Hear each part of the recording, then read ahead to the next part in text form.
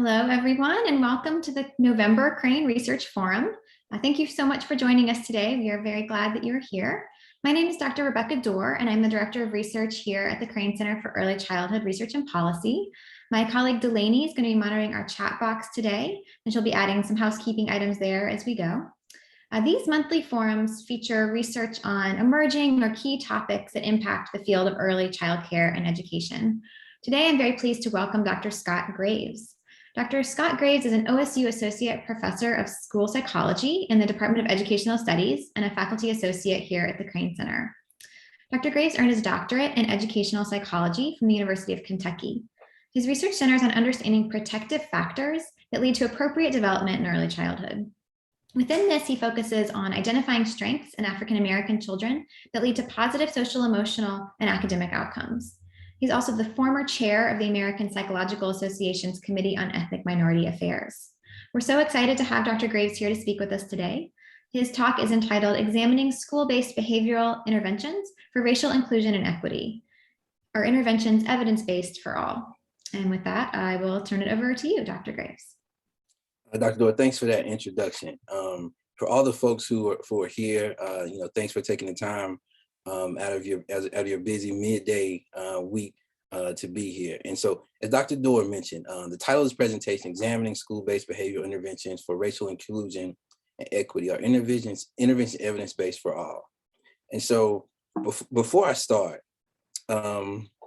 here's my team. Okay, I didn't do any of this individually. And so I asked them to send me headshots, to say, hey, send me headshots. I'm going to, recognize that this was a group project. And they said, Dr. Graves, I don't have headshots. So I said, well, I'll use whatever I want in that case. But this is the best team in the world. So this is the group of graduate students, Mark Jones, Kiana Johnson, and Shanye Phillips, who are authors of the paper we're going to talk about just a little bit later. And so this has an entire story behind it. You must have to say, well, why 3 school psychology PhD students and a professor holding an OSU football? But I won't share that story. I'll keep that as black male as I need it for Mark, Kiana, and Shanye. But this is the team who helped with this research. And so this is a big issue. And it's been an issue for a long time. Like it's a long-standing issue, approximately like 70 years. And the way I came up with that 70-year time frame was after Brown versus Board of Education. We've always had overrepresentation of African-American youth in exclusionary discipline. And then the consequences for that are suspension and expulsion. There's never been a time since Brown versus Board of Education was decided that hasn't been the issue. And so, we're still talking about the same issue 70 years later. And you'll see some statistics next that there's no end in sight. This is public data. And so Black children represent about 18% of preschool enrollment, but about 50% of preschools who receive out-of-school suspensions. And if you look at, in comparison, white students represent about 43% enrollment, but only 26% of kiddos who receive an out-of-school suspension. And then in general suspension rates, Black children are expelled at 3 times the rate than white students. On average, 5% of white students are suspended compared to 16% of Black students. And so the preschool information is rather new. When I say rather new, within the last decade, that this information has come out. But as we can see, from public stats and public data, there's no end in sight to this. This gets worse every year. And at minimum, we're at a standstill as far as suspensions, expulsions for Black children in preschool and through the school age pipeline. And so this presentation, I'm assuming that the majority of people here are from Ohio. And so what are we doing about this issue? What are resources that school psychologists, teachers, school counselors, practitioners, and researchers in general, what can we do to find interventions that work to solve some of these longstanding issues? And so Ohio, the Ohio Department of Education has the Ohio Evidence-Based Clearinghouse, okay? We're gonna talk a lot about the Works Clearinghouse during this presentation, but this is just a screenshot. And as you can see, OD gives guidance. Districts may use the clearinghouse or standalone reviews they find. And so they do endorse certain things like the Works Clearinghouse here, okay? So Ohio has a clearinghouse, which is state level, but there's also a national clearinghouse. And here's one of the things that if you take a look at evidence review, this is the first thing you should click on when you want to talk about, what's next, how do I find information? And in Ohio, they have, 4 different tabs. The first one is evidence supported interventions associated with Black students' educational outcomes. The individuals in Ohio know this is a big issue, from academic achievement to suspension and expulsion. This is a big problem in the state of Ohio. So to their credit, the individuals, the Ohio Department of Education, attempted to see what works for Black children. They did a search, and they have this specific paper, which we're going to look at in a second. But the others are National Prevention Dropout Center, Proving Ground for absenteeism, and like school leadership interventions for principals. But let's take a look at this evidence-based review for Black children. And these are 3 screenshots. And so the screenshot on my left is the title, Evidence Supported Intervention Associated with Black Students' Educational Outcomes. And so a couple things, and this is not self-promotion or anything like, well, maybe just a little bit. I won't say that, maybe just a little bit of self-promotion. But a couple of studies that they mentioned were studies by me and my mentor. One was my dissertation. I have those highlighted on the far right. And one was just another study I did with the ECLSK. If you look at the slide in the middle, it says Graves 2011. I have this underlined at the very bottom of that page. Graves 2011 used the largest sample, including 2,500 Black students in grade 3. I want you to keep that number in mind.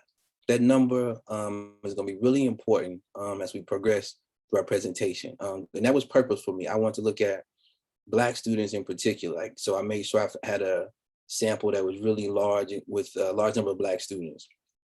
So, but here's what this says. This paper talks about what really works for Black children, but these interventions aren't things that you really could do and implement at a school-based level. The studies that I looked at were parent involvement was an outcome, and the other study was teacher certification. And so the higher level teacher certification and education level, the better achievement for Black students. But those are things that are really out of control of school psychologists, teachers who are in the building, and those type of things, who don't want to suspend kiddos, but they're having trouble, like, what do I do next to manage behavior, to work with children better? So this was a good practical intervention guide of like what research is out there, but some practical steps, this maybe was lacking a little bit. So, this was a good step, and I applied the ODE for that. So I said, well, when we were looking at what really works for Black children, we said, well, what's the next step for us? And then our next step was inclusion of Black children in research studies. Okay, and this is why I said keep that 2,500 in mind. Couple things, I'm gonna provide 2 different examples, a medical example and an educational example. So this is an asthma example, okay? If we think about asthma, we think, hey, inhalers work for everyone. If you have asthma, you're short of breath, everybody uses an inhaler. But what people really don't know, those really don't work for Black children, okay?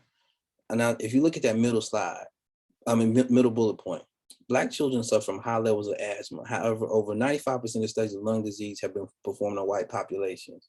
So there's really no research with Black children and asthma. I'm going to show why that's really important right now. So there's a newer study in the New England Journal of Medicine. And, on the left is a lot of jargon and those kind of things. So I put the popular press version on the right. And if you can see on the right, it says, the research has also found that neither percentage of African ancestry nor baseline biomarkers could predict the response to step-up therapy, because this is important. What they said was we had different dosages that work for Black children better than other groups. And some people might say, oh, Black children are different in some way, genetically, and those kind of things, but it's not the case. As the researchers found, they used genotyping, biomarkers. This was a really good study to tease that out, to say this wasn't the case. And so what they really found was there's certain circumstances that Black children are exposed to, that live in, exposed to from high level of trauma. We talk about the ACEs study.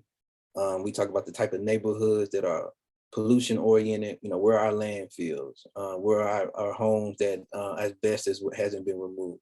We talk about the Flint, Michigan, what happened there, where pipes are filled with lead and the government still hasn't done anything about that. And so individuals who are in special education and educational psychology and school psychology, we know the outcomes of Flint. And we see in popular press that these children are entering school with intellectual disabilities, learning disabilities, and those kind of things in Flint. And so those are some of the type of environmental issues that Black children have. And so the next slide, we're gonna watch a video that talks about this in layman's terms.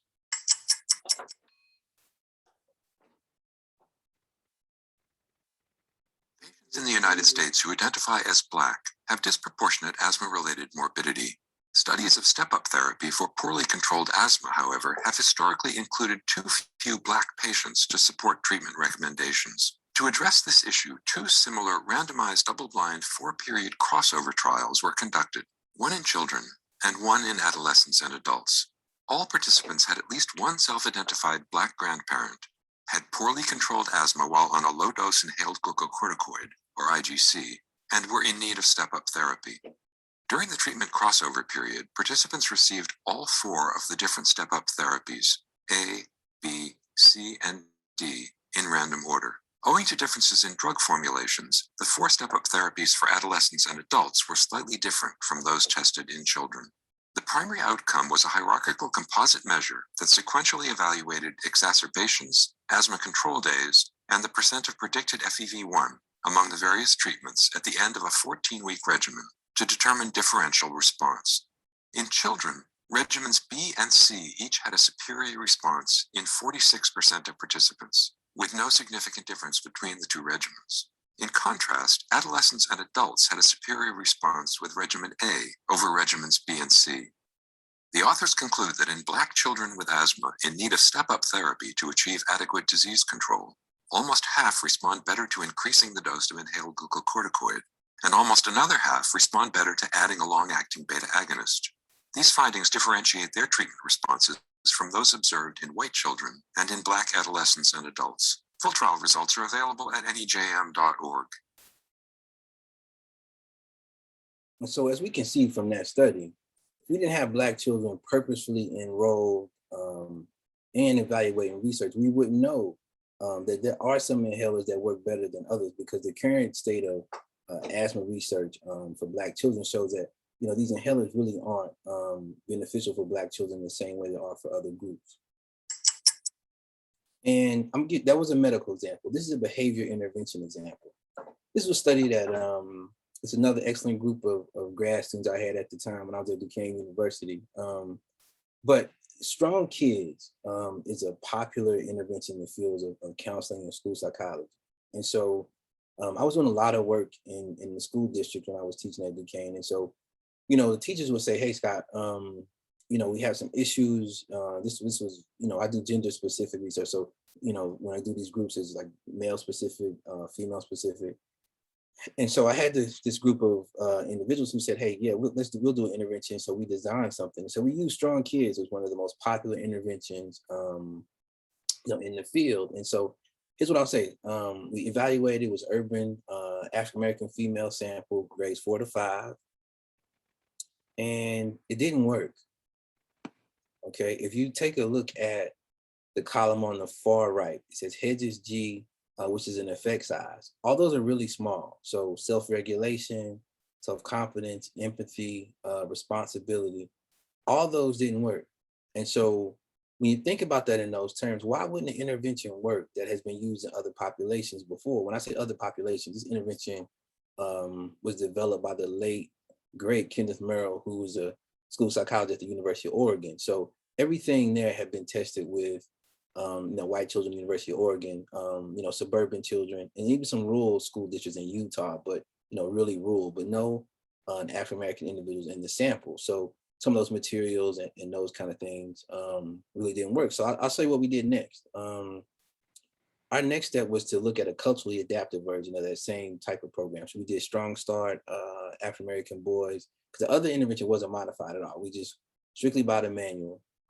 And so another great group of grad students that I was working with. And so culturally adaptive version of this program. And so this was published in 2016. And so it was examining the effectiveness of culturally adaptive social emotional intervention for African-American males in an urban setting.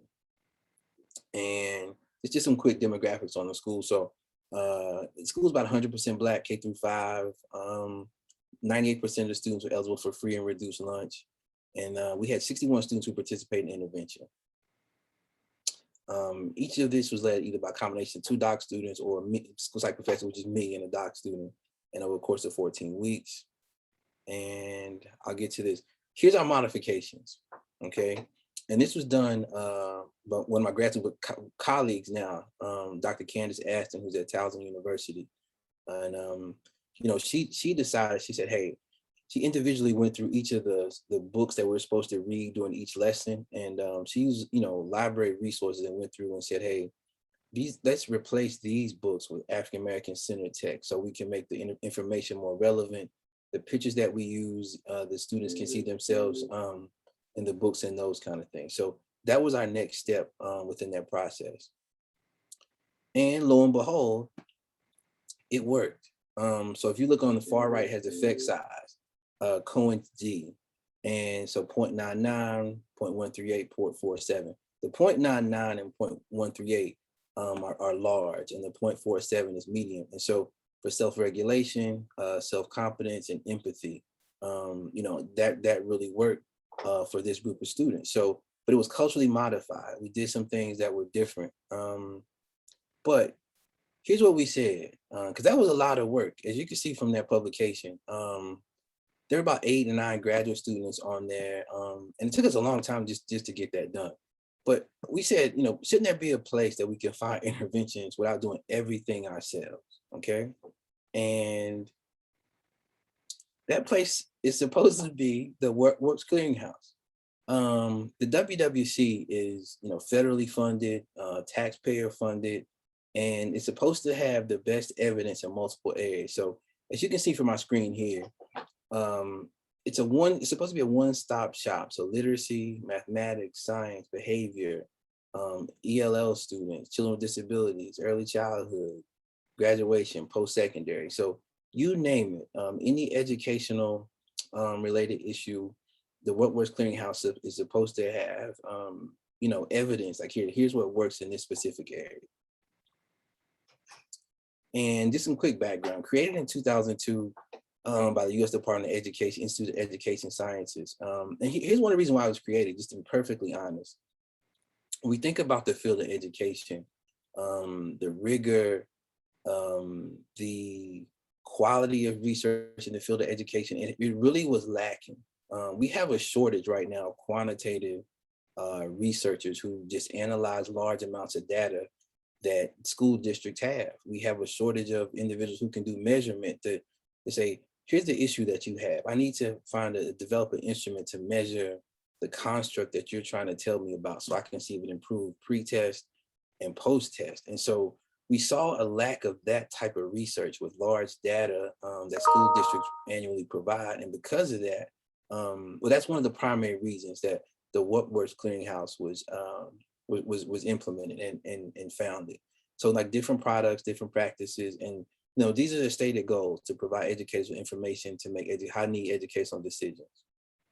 And this is some more about the WWC, high quality interventions to see what works. And if you look at my third bullet point here, why does quality matter in educational research? And so not all education research is equal, and identifying well-designed studies that are trustworthy, meaningful information is really difficult to do, especially for individuals like teachers, school psychologists, and counselors who are in schools with limited amount of time on their hands because they have to, you know, juggle so many duties. So the WWC was supposed to do that. So that's where WWC comes in.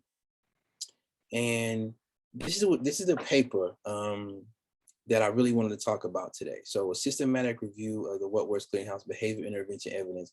Does it relate to Black children? And so this paper really, you know, was a project that after I had been doing a lot of intervention research in schools and it was taking a lot of time, I said, well, let me see what the WWC has, because the typical interventions that I use as a school psychologist, I have to modify. I have to, you know, use culturally specific interventions. Some what I didn't mention, you know, earlier. But let me just see what the WWC has, and maybe I don't have to modify, you know, those kind of things. So here's the abstract, and I can provide this paper to anyone who wants it. But we found 16 interventions, okay? And those interventions result in 22 peer-reviewed articles that are based on group design and 26 publications were single case design. So total of 48 articles based on those 16 interventions. And so here's just our need for it. And here's our research questions. What are the specific interventions that meet standards for WWC? Do they include Black children in their samples? And do they focus on behaviors that supposedly lead to disproportionality? Because all behaviors don't lead to suspension, expulsion, referral to a principal, and those kind of things. So did they focus on those specific behaviors? And do they have any that are cultural specific or cultural modified? Like the intervention I showed previously was culturally modified. So do they have any that have been evaluated that we'll know, if I'm doing this in an urban school, how do I need to modify a strong start so it can be effective without teachers having to go through a long trial and tribulation and say, here's how this would work for me in those situations and settings. And so here's our inclusion criteria. To be eligible for WWC's highest rating for group designs, meets group design standards without reservations, and also meets group design standards with reservations. So we included both of those, within our sample. And the reason we included both of those, it's really hard to do a randomized controlled trial. I did a randomized controlled trial before, but again, I had 14 to 15 graduate students. And so the group design with reservation says it meets like the baseline equivalency, but it might be a quasi-experimental design, or it might be our randomized controlled trial with high attrition. A lot of people, maybe dropped out from the study, but it still was a good study. So we included both of those. And here's our inclusion criteria for anyone who wants to replicate this. So, and this is really easy. WWC kind of lays this out for you. Because if you click that one of those behavior tabs, it takes you to that tab and shows you, what records were identified. So behavior icon. And then we just looked at studies by eligibility. And there were 16 studies that met those two criteria, met without reservation and with reservation, but met criteria. So 16 studies were included in final. And then here are our questions, okay? The interventions that meet WWC standards include Black children in their sample. So about 8% of the studies, there were no Black children at all, okay? Another third of the studies, there was no mention of the race. So combine the 8 and 31%, about 40% of research in the Works Clearinghouse either doesn't include Black children or doesn't specify race. And so that should be a shocking number to people, considering that unless people like me who, study this issue really deeply, you would go into some of these studies and say, hey, I've used an evidence-based research program from the Works Clearinghouse, which is federally funded, but this intervention doesn't work for the children I'm using it for, just in Columbus City Schools or Reynoldsburg or Worthington. Those places are considered urban. But why? You might think it's you. Well, what didn't I do right? I followed the manual, I purchased everything, I went to the in-service that the school counselor or school psychologist did, but I still didn't get those results. So we're gonna talk about this a little bit later, but that should be a standout point for folks. These interventions might not include these individuals in the sample, so nuances of behavior and thought might not be included in the design of the intervention, so it doesn't work as well.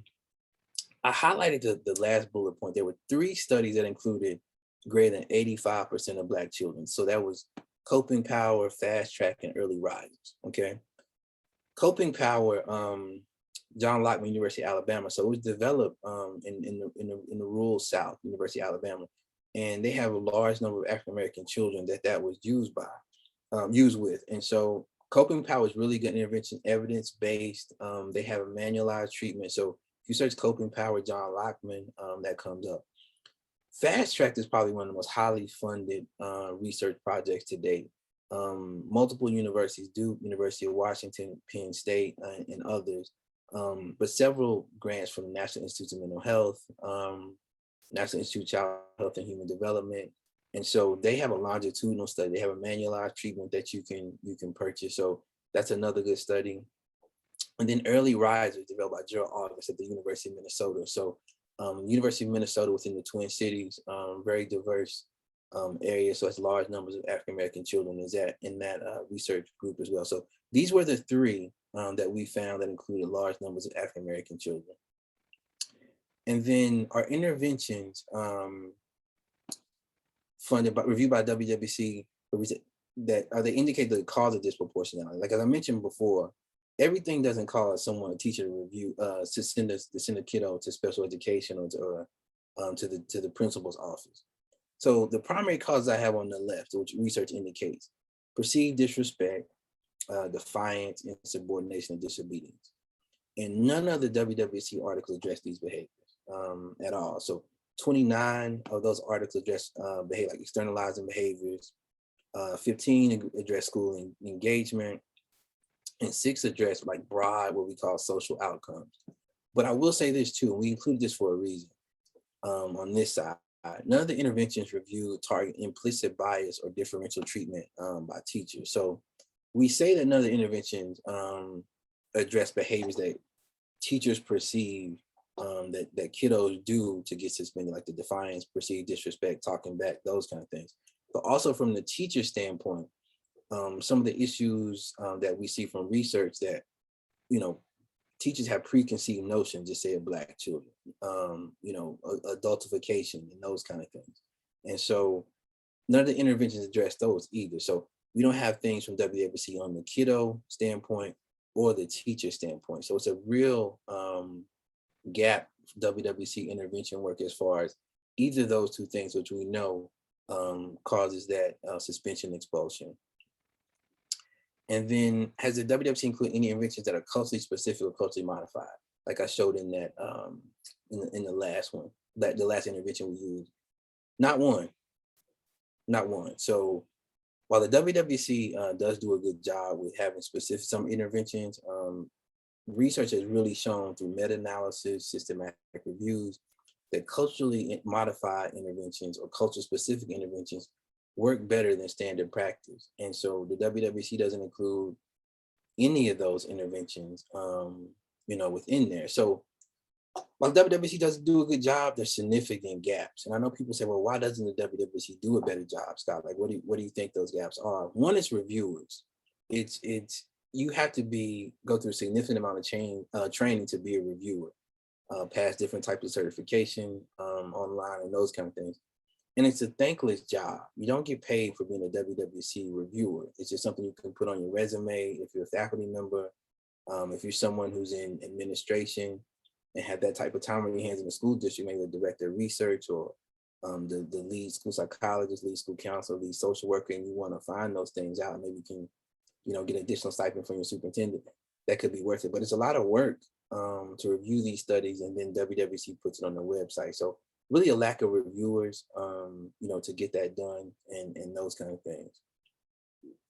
But I don't want that to be the take home point, okay? I don't want that to be the point that you go home with an individual saying, well, Scott, what you're saying is these two references, these two resources that we have, we reference the WWC a lot, and in Ohio, we reference the Ohio Clearinghouse. Like, if those don't work, what am I supposed to do? Our state government, our federal government, our departments of education say, this is the best we have. And as educators, here's the resource that we have.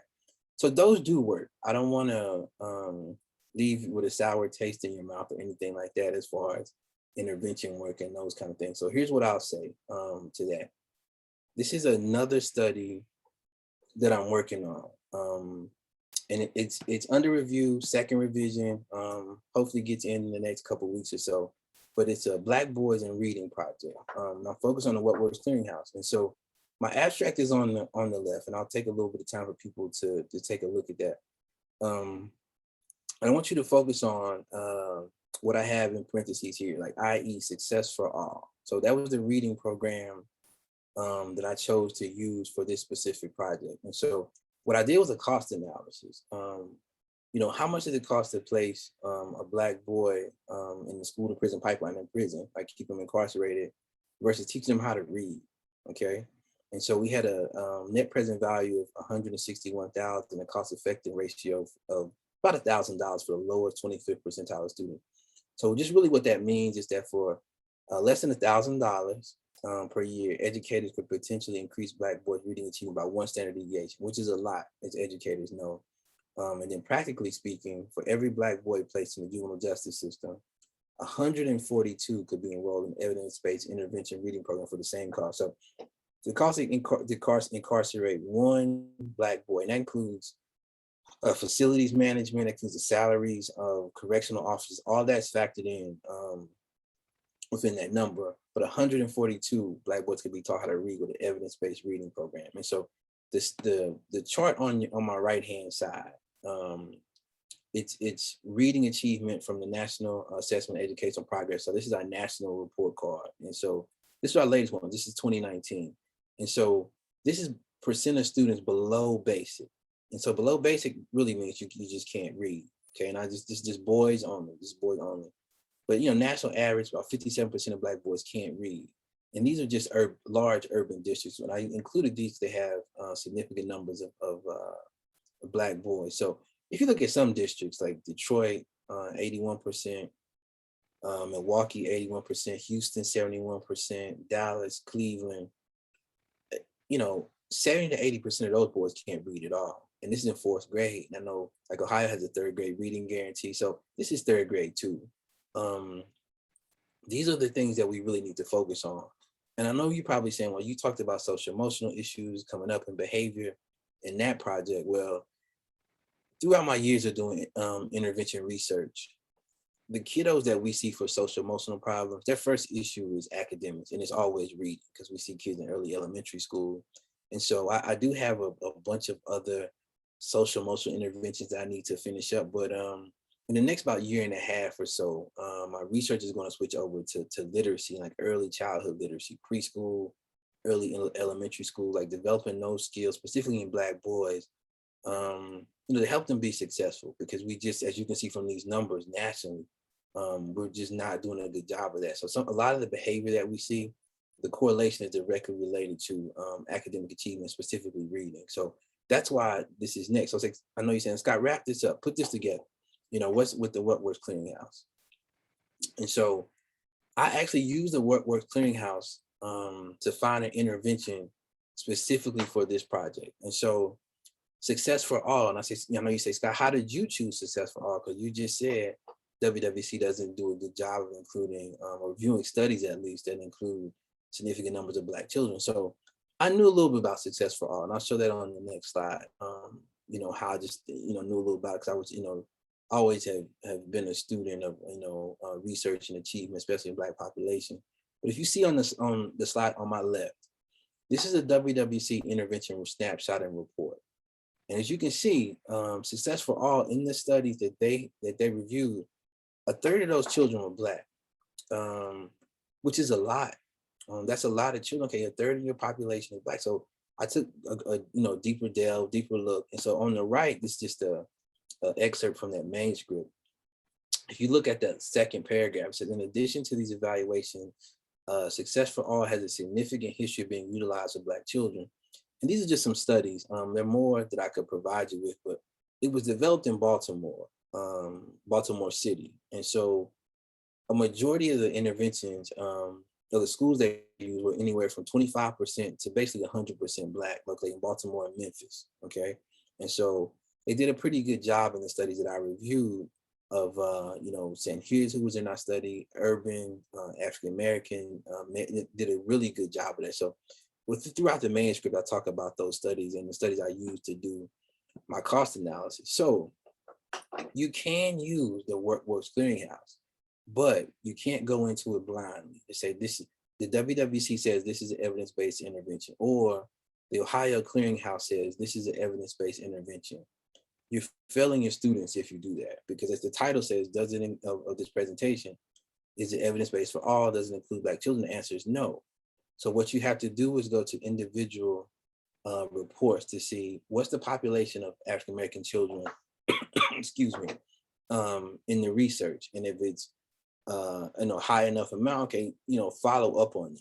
And I'll follow up on this. And when you click on this, you can see the eligible studies, and you can say, oh, you can read the actual studies, what they did, race, ethnicity, gender, those kind of things. And for practitioners who can't access some of those, you should just email, whatever professors that you had in undergrad or graduate school, and they should be able to provide you with a lot of those if they aren't freely accessible online. And so, how did I come with Success for All? So, I'm gonna leave you with this. This book, this is a text, the Journal of Negro Education, which published a significant amount of research on African American children. This was in 2006, volume 75. And so it was a special issue. So I was a subscriber at the time, and then I saw that picture. I said, I really like that picture. So I just cut his head off. It's my son Chris in the middle. And somebody was asking about some art, those kind of things. I said, I still buy some. So the reason I bought that picture is because I saw an intervention that I liked. It was Success for All. And if you can see, I just opened that text up and it says reducing the gap, Success for All and Achieving African American Student. So saying that, all that led me to Success for All, something I saw in 2006 when I was just doing, basic research and those kind of things. So the things that you can still use within your practice that you've used for years, but like I did a follow-up on Success for All because I saw it years ago. So I would just ask educators, before you use any intervention with Black children, that you look at who's in the intervention research base, who's included in the sample.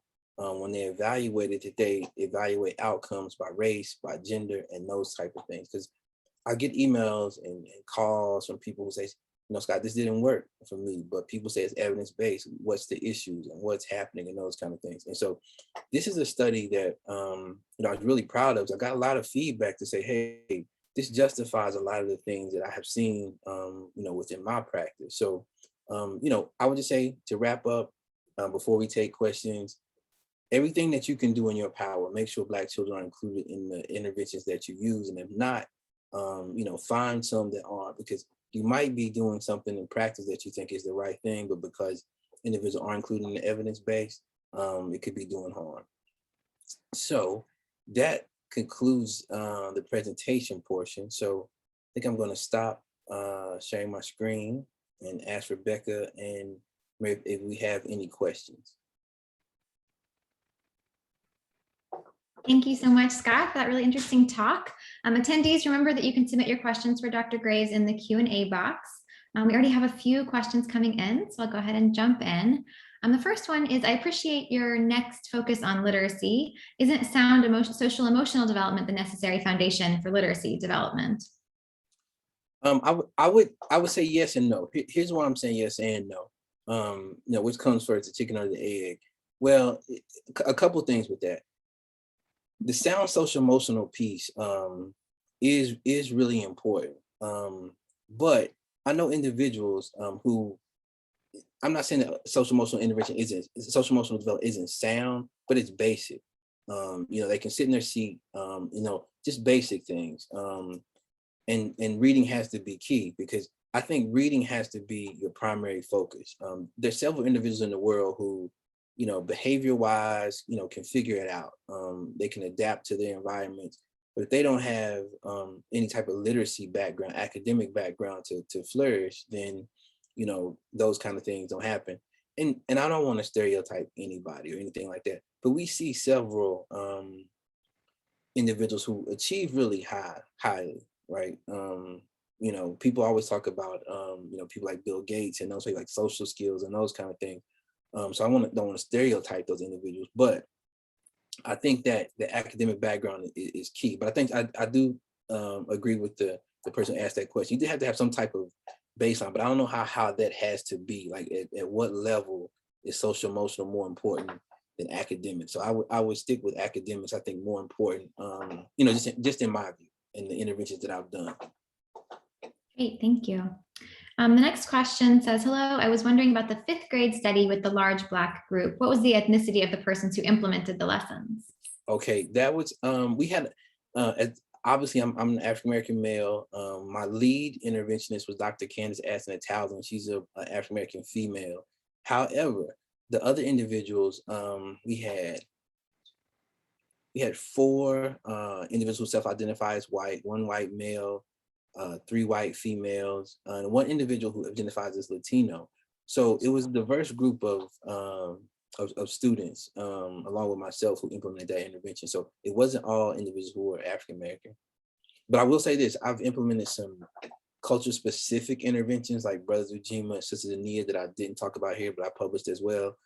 Those interventions were direct one-on-one, like same race, same participant interventions. Great, thank you. Anne O'Connell asks, hello, Scott, thank you for your presentation. I'm wondering if you've considered or are working towards expanding your review of the interventions in WWC to other repositories, such as evidence for ESSA.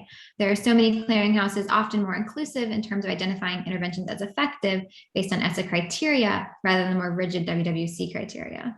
I have. The next thing I really want to do is literacy, but I have my foot in the social emotional behavior intervention research just for so many years that I do want to expand on that a bit, because no matter what, social emotional learning and interventions are going to be key for teachers, no matter what. So I do want to stay within the area some, but I have thought about it. But my next big project similar will be something literacy related. But if Dr. O'Connell wants to partner, up and use some grad students of hers and mine, I'll be happy to do something like that, a student-related project.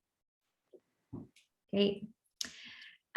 I have time, I think, for one question of my own. So I thought your data on not reporting the ethnicity or race of the students in the WWC's articles was really interesting. And I wonder if you could speak to whether there are any efforts for, I guess, at sort of the journal level to require information on child race, ethnicity, socioeconomic status, things like that. And then also you sort of mentioned this towards the end of your talk, but in the studies that included some Black children, but less than that 85% threshold, I wondered if any of them looked at differences in the intervention effects by race, or if they didn't have the numbers to do that. Yeah, Dr. Dore, that's a question I'm associate editor for a couple of journals, and there's nothing mandatory about that. Like APA for psychologists anyway, we have reporting guidelines for interventions, but it's all journal specific, and so if some journals or even associate editors don't require that, then it's nothing that says you have to do this. And so I'm conducting a meta-analysis right now, and we're looking at specific like Afrocentric interventions. And so all those interventions, mention their ethnicity, but we still see interventions like Strong Start, Strong Kids, that people just will say, they'll do a better job with gender, but not race. And they use the other categories so much that, we just can't, we don't know what that means and those kind of things. But yeah, I wish APA would say this is mandatory. You have to, report ethnicity, and APA journals do a better job of that, or than journal just in the field broadly. But if your APA journal or controlled by the American Psychological Association or published by them, it's a better chance of that. But I don't see it improving in the near future, Dr. Dore. Yeah, that's really interesting. We have some other questions coming in. Ashley Weaver asks, what programs do you then recommend? Are you familiar with Mind Up for SEL, positive discipline and or developmental designs? Do you recommend or not, or can't say? Okay, here's what I will say. I don't endorse any program. I need to develop my own program since I do stuff. I need to develop my own, but I don't get paid for any program, so I always put that out there as well. People use Mind Up a lot. So that'll be my comment about Mind Up. They use it a lot. So, but the evaluation piece for a lot of these programs, including Mind Up, isn't really good. And when I say that, like these rigorous trials that have been used, or even like single case design trials where you evaluate a couple kids with multiple baseline design or reversal design, which you can say, this worked really well based on this criteria.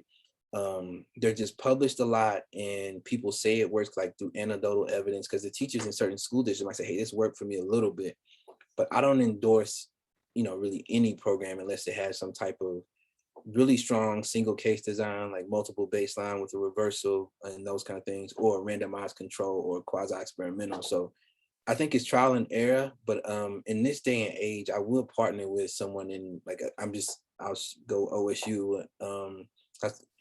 I would say OSU folks who want to do research and have grad students, I would give them a call. Like, be somebody on the website, hey, I would like to partner with them to try to evaluate this research, because we need to write and all those kind of things. So I would say partner with OSU or different university within your geographic location to get those evaluated. But all those are kind of hit and miss, right now, unfortunately. Great, thank you. Okay, we have another question from an anonymous attendee. Thank you very much for your presentation. Do you feel the model may also work for Black students in majority white school districts? I do. Certain things, and certain things as far as individual care, like Pittsburgh Public is a majority Black district, but some of the work we were doing there was really race specific. And the reason I'm saying yes to even a white school district, I think you have to get at like what are you modifying and why? And here's why I'm saying why. What are the specific issues that Black children face in those school districts? Is it a lack of X? Is it a lack of Y? Those kind of things. Why are the kiddos, in the social emotional intervention group?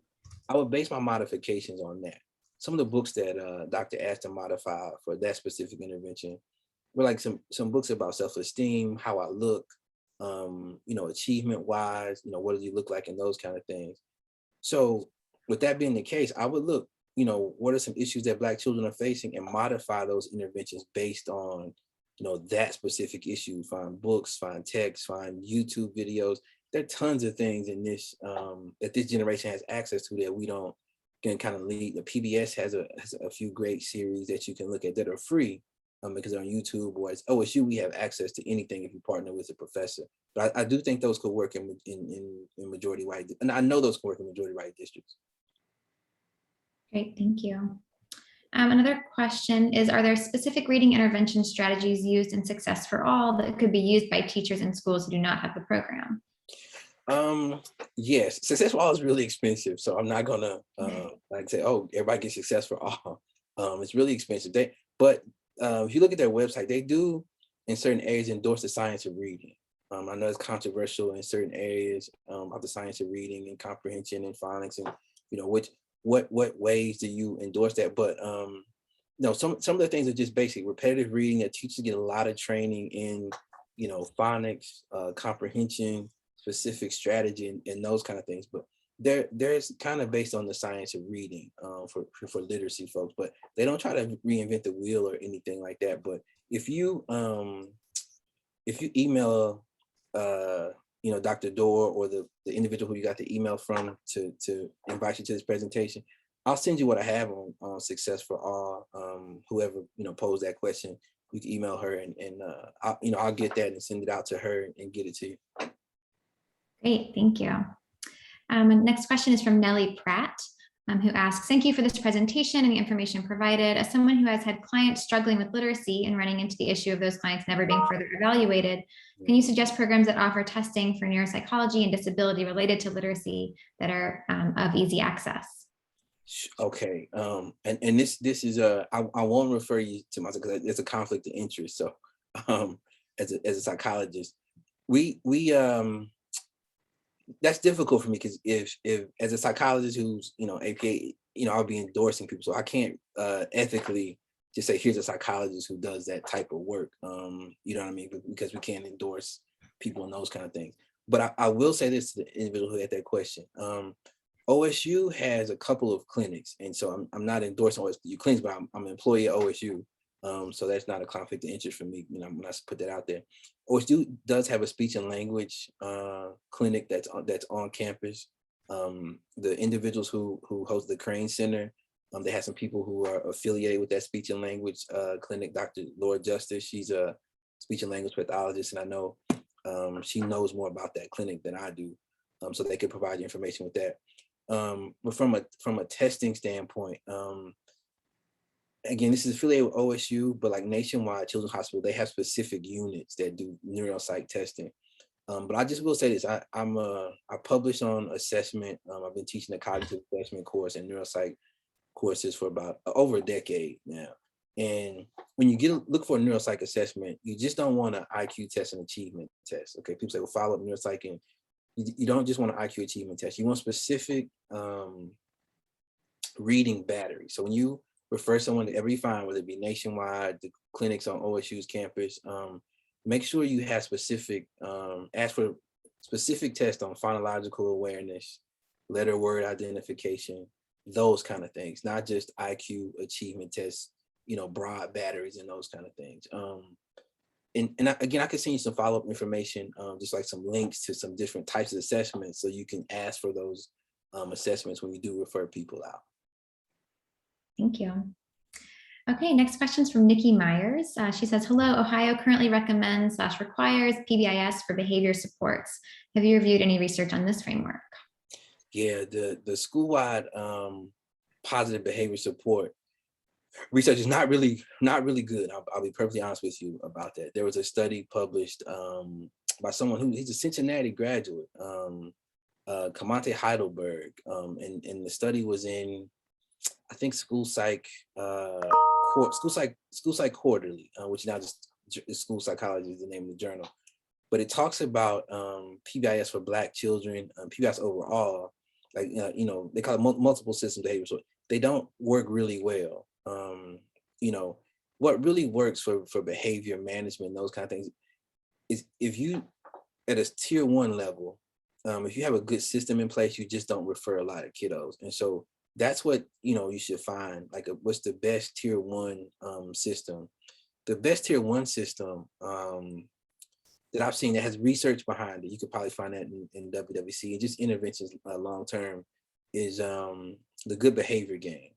The good behavior game has a lot of good evidence. It was, if you think about Black children specifically, it was developed and used by Nick Alongo and his group at like Johns Hopkins. And so a lot of that research was done in Baltimore City schools. So you have a lot of evidence in urban high need schools. But good behavior games, you're looking for a tier 1 to get that set up.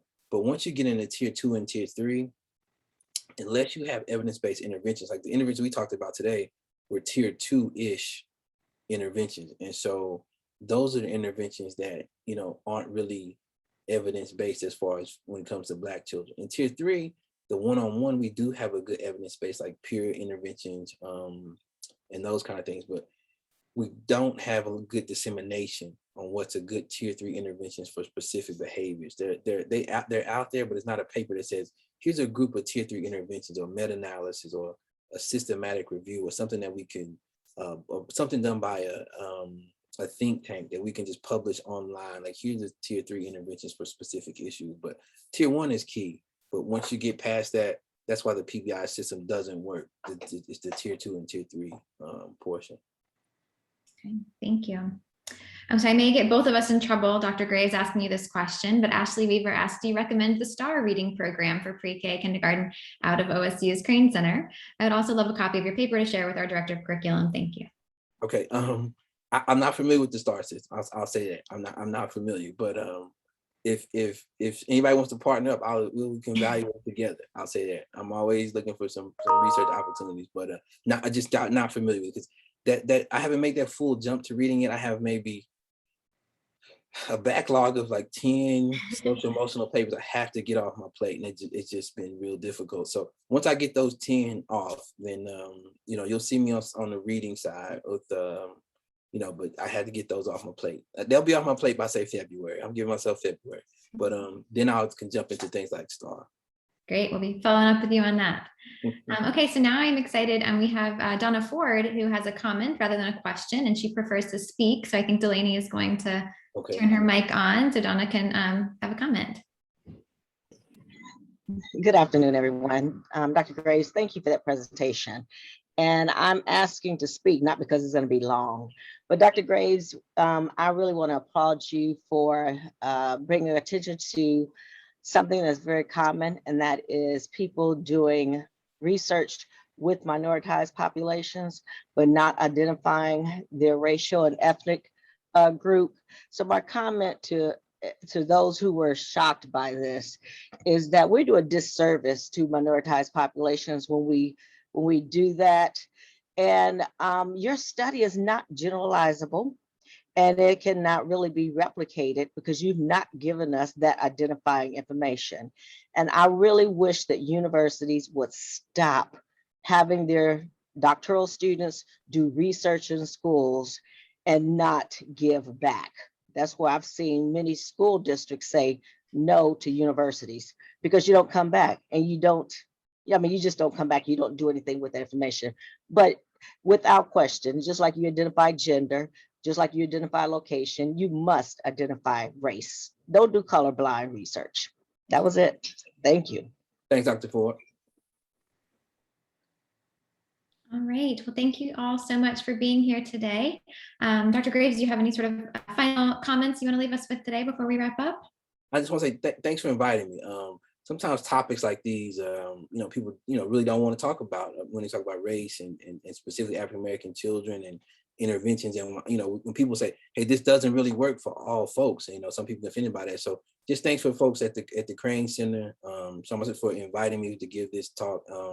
And I really enjoyed it. And thanks for everyone who come. If you have any follow-ups, feel free to reach out to the organizer and they'll get those questions to me. I'd be happy to answer them. Wonderful. Well, thank you so much for being here. And thank you all for being here today for this presentation. And we hope you will join us for our forums in the spring. Have a great day, everyone.